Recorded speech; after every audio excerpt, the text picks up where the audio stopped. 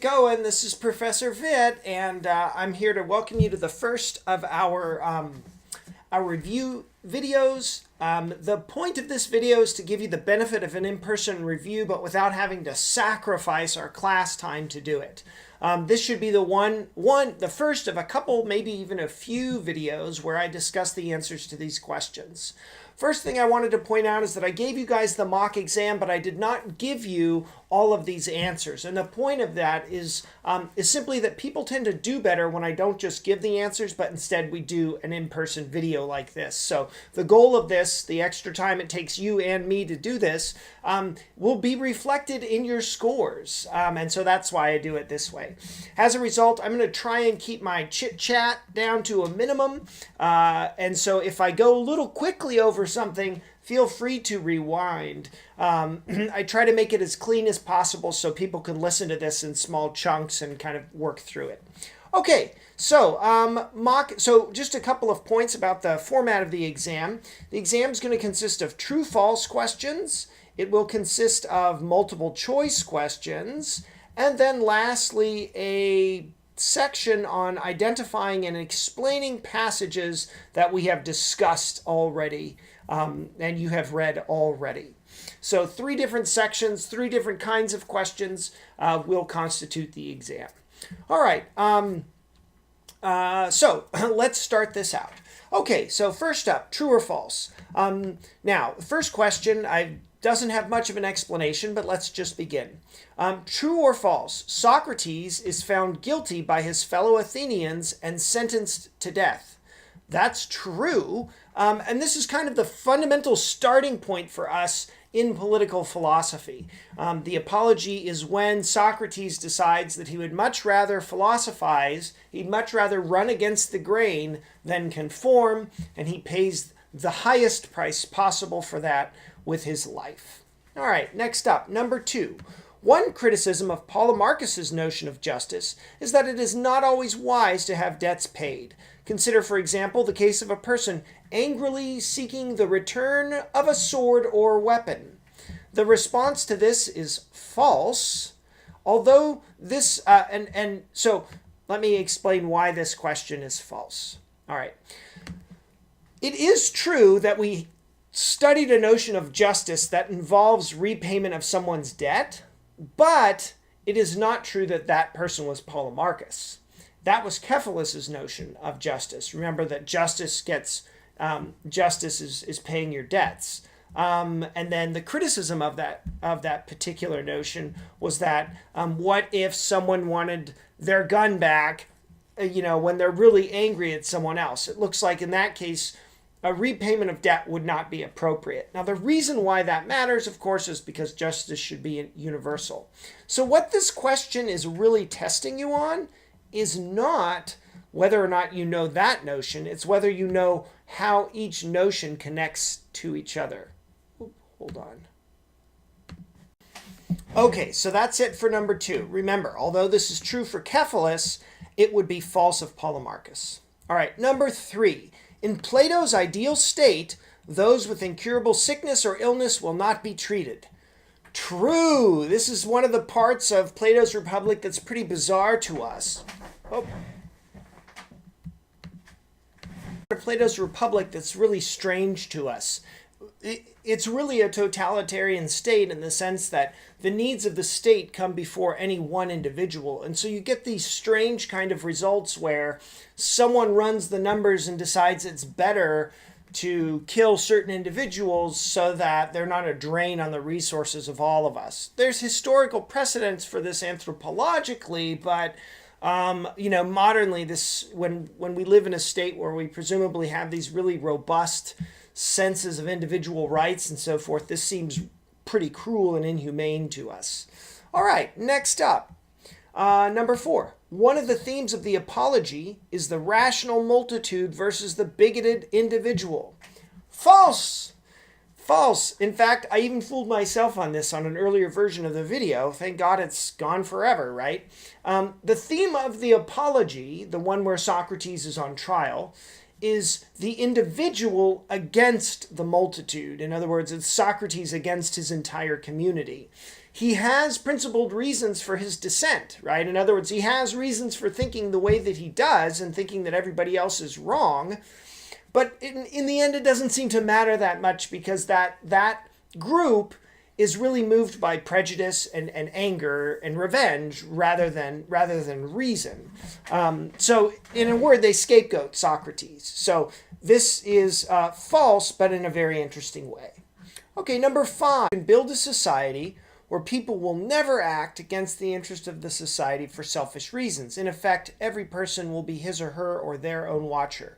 True. This is just exactly what Plato wants to do. That's what he says in the Republic. He says everyone will become his or her own watcher. So that's just what he wants to do. He wants to take these innate traits that we all have, right? We're all selfish. We can all be fiery. We can all be, we all have these drives to eat and all that stuff. He wants to channel those to a public good. He wants to take what is essential to the individual and sometimes detrimental to society, and he wants to make it a benefit to society. Number 6, Plato relies heavily on tradition in constructing his model state of Callipolis. Okay, false. This is a tough question to get right. So this is one of those questions where it's not so much that you get it right or wrong, but it's how you understand it that makes it important.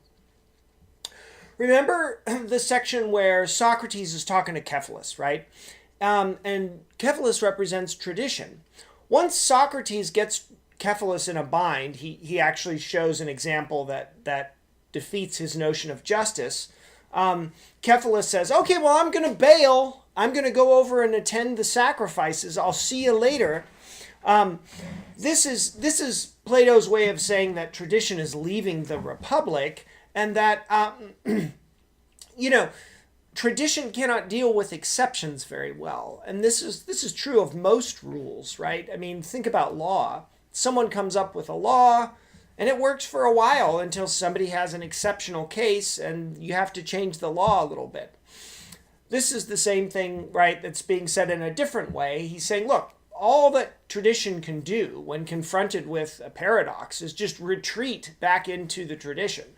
And so that's not what Plato wants, right? He wants a more robust kind of sense of how to order a state. Okay, number 7, Thrasymachus believes that justice is the advantage of the stronger. This is true. In fact, he says this very thing during the Republic. Now, a clue on how to remember these folks.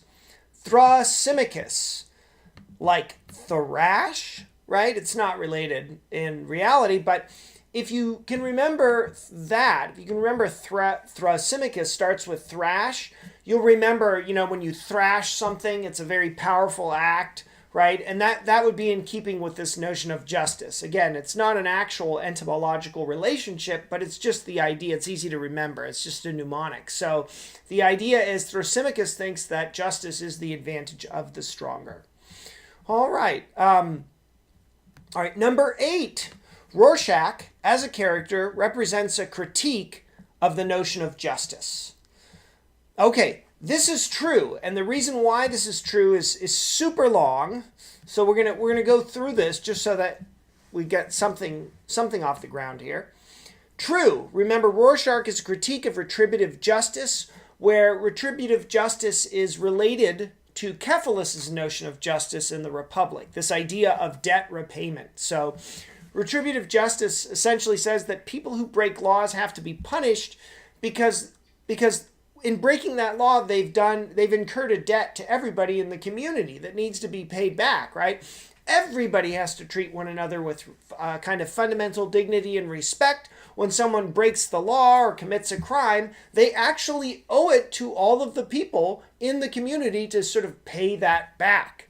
Now, Rorschach critiques this in 2 ways. First of all, what crimes are being punished? We see kind of time and time again, it looks like Rorschach's punishments are they're either ad hoc or they're just advantageous or expeditious, meaning who he chooses to punish might seem a little strange to us, but that's not all of it. The second point is that the degree of punishment that Rorschach inflicts on people seems to be disproportionate. He wants to do all these terrible things. Remember when he's asking questions in a bar and somebody won't answer him and he breaks their finger. About that, you guys. So this is right. I mean, the idea is that if somebody doesn't tell you what you want to know, you can't just start breaking their bones.